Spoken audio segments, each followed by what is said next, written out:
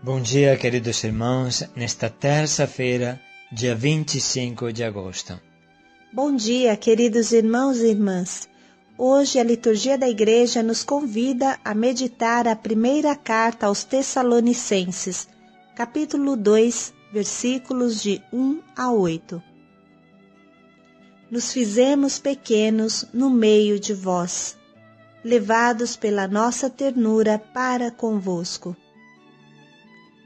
São Paulo expressa nesse trecho a infinita ternura que ele sentia no seu coração para com seus filhos espirituais.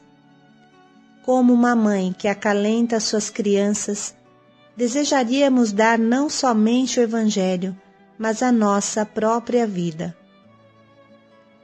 Com essas palavras, São Paulo expressa claramente o que significa cuidar de alguém, acompanhar alguém como formador, como coordenador ou qualquer outro serviço. Esse é o único modo de transmitir a fé. Da carta aos Tessalonicenses. Irmãos, vós bem sabeis que a nossa chegada entre vós não foi sem fruto. Pelo contrário, embora pouco antes tivéssemos sofrido maltratos e ultrajes em Filipos, como é de vosso conhecimento, o nosso Deus nos deu coragem e segurança para vos anunciar seu Evangelho em meio a muitas lutas. Pois a nossa exortação não vinha de ilusão ou de más intenções, nem acompanhada de astúcia, mas Deus nos examinou e aprovou, para nos confiar o Evangelho. É assim que falamos, não para agradar a seres humanos, mas a Deus, que examina os nossos corações. Aliás, sabeis muito bem que nunca bajulamos ninguém, nem fomos movidos por alguma ambição disfarçada. Deus é testemunha. Também não buscamos glória humana, nem junto de vós, nem junto de outros, embora, como apóstolos de Cristo, pudéssemos fazer valer a nossa autoridade. Entretanto, nos tornamos pequenos no meio de vós. Imaginai uma mãe acalentando os seus filhinhos. Assim, a nossa afeição por vós. Estávamos dispostos não só a comunicar-vos o Evangelho de Deus, mas a dar-vos a nossa própria vida, tão caros vos tinhais tornado a nós. Palavra do Senhor. Graças a Deus. Nos tornamos pequenos no meio de vós. Imaginai uma mãe acalentando os seus filhinhos. Assim a nossa afeição por vós. Estávamos dispostos não só a comunicar-vos o Evangelho de Deus, mas a dar-vos a nossa própria vida, tão queridos vos tinhais tornado a nós. São Paulo aqui expressa todo o seu afeto, seu carinho para os irmãos que ele havia evangelizado. Aqui é o segredo da evangelização. Ela não é uma palavra de boca para fora, mas um vento quente de amor que sai do nosso coração e chega aos nossos filhos evangelizados. A evangelização, irmãos, não é só uma questão de falar. Antes de mais nada, a questão é de amar, com imenso carinho, os que recebem o nosso anúncio. Mais uma vez, queremos que seja claro o quanto é importante o nosso convite, o nosso anúncio. Não há outro caminho, irmãos, para que as pessoas conheçam Deus, a não ser a nossa palavra. Como acreditarão se ninguém anuncia? Fala São Paulo. Portanto, quando você convida uma pessoa, fala de Deus para uma pessoa, seja que ela aceite, seja que não aceite, seja que te julgue, seja que te despreze, você está abrindo para ela as portas da fé, as portas da felicidade com Deus. Se você não falar, quem irá falar? Se você se declarar cansado, quem chegará até eles? Se os 72 discípulos enviados por Jesus tivessem lhe respondido que estavam cansados, quem teria levado a boa nova? Quem teria anunciado que Jesus estava para chegar? Jesus precisa de você. Aquela parte do mundo que Ele te confia, aquele ambiente que você frequenta, ninguém pode evangelizar a não ser você. Você é a exata continuação de São Paulo e dos outros evangelizadores da história. Se a tua evangelização está cansada, significa que a tua fé está cansada. Já dizia São João Paulo II, a evangelização é a medida exata da nossa fé. Na história da Igreja, com efeito, o impulso missionário sempre foi um sinal de vitalidade, tal como a sua diminuição constitui um sinal de crise de fé. Redemptoris Missio número 2. Essas palavras são claras. Evangelizador cansado é igual cristão cansado, é igual fé cansada. O outro aspecto que sempre vai junto é que a evangelização é feita de amor. Imagine uma mãe acalentando seus filhinhos. Assim, a nossa afeição por vocês. Estávamos dispostos não só a comunicar-vos o Evangelho de Deus, mas a dar-vos nossa própria vida. Tão queridos vocês se tornaram a nós. Coração que não evangeliza é um coração que não ama. É simples. Evangelização, fé, amor são a mesma coisa. Quando você faz um simples convite para o Yeshua, para o Ruá ou para o Caná, não se trata de fazer número, mas de doar Deus a quem não o conhece como deveria. Se você convida o irmão de rua para as nossas casas, você pode salvar uma vida, como já aconteceu, como vocês bem sabem nas nossas casas. Irmão, se você está cansado de fazer isso, então precisa que você se pergunte: onde está a minha fé?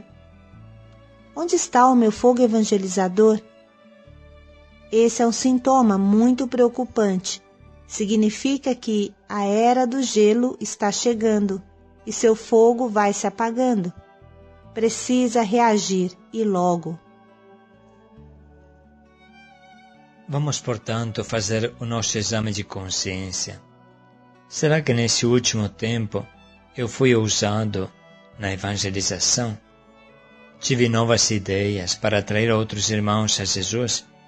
Ou fiquei dentro da minha toca, quase que como um urso em letargo, ou seja, que dorme por 6 meses no ano?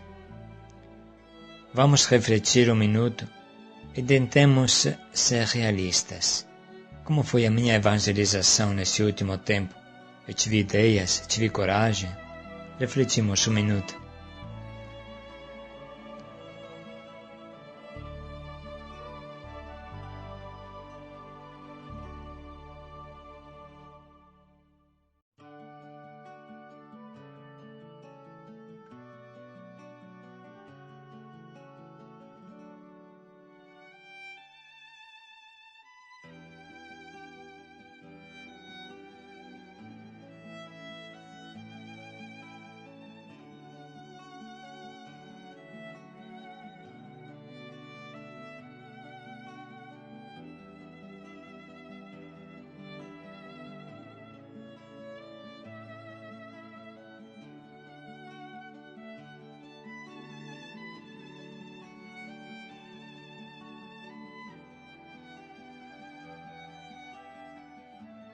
Agora podemos continuar nos perguntando: será que eu sinto em mim os mesmos sentimentos de São Paulo quando encontro um irmão que não conhece Jesus e seu amor?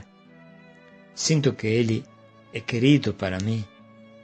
Por exemplo, o que sinto diante de um irmão muçulmano o protestante, o budista, o que nasce dentro do meu coração para Ele.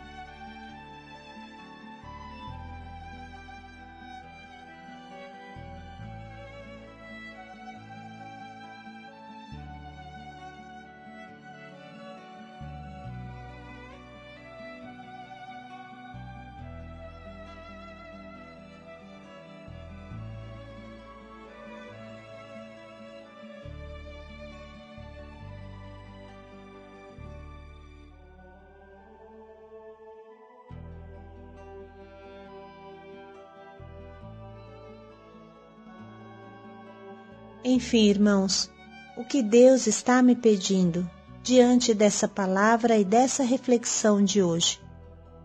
Quais passos devo dar para sair da minha toca e do meu comodismo? Quais escolhas devo confirmar se já estou lançado nessa aventura evangelizadora? Vamos refletir um minuto.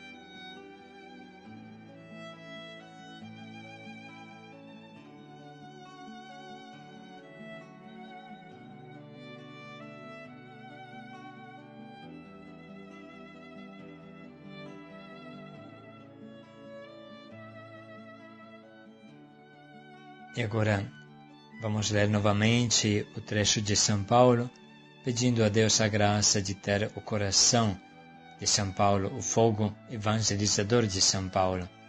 Paz e alegria a todos. Paz e alegria a todos nessa evangelização.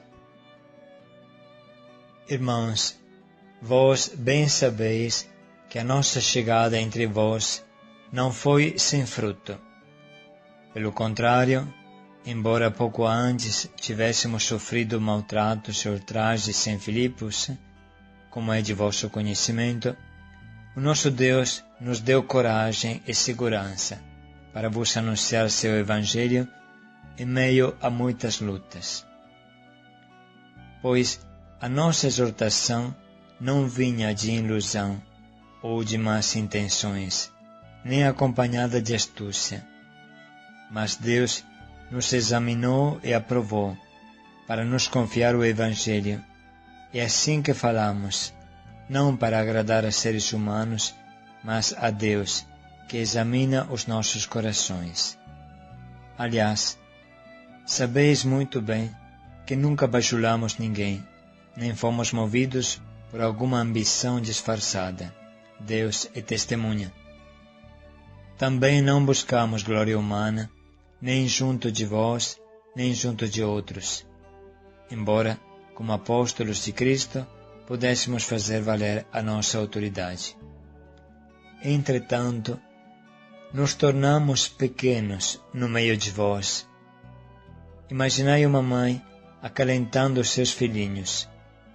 Assim, a nossa afeição por vós. Estávamos dispostos não só a comunicar-vos o Evangelho de Deus, mas a dar-vos a nossa própria vida, tão caros vos tinhais tornado a nós.